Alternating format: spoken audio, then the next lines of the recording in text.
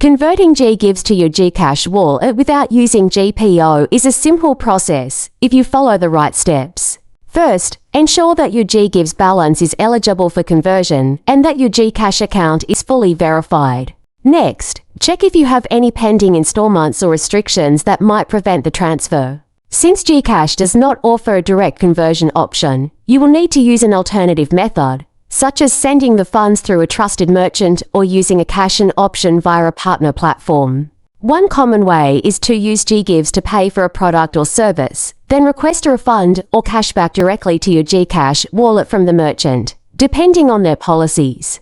Another option is to find a reliable person who accepts GGives payments and is willing to transfer the equivalent amount to your GCash wallet. Always verify the transaction details before proceeding to avoid scams or unauthorized transfers.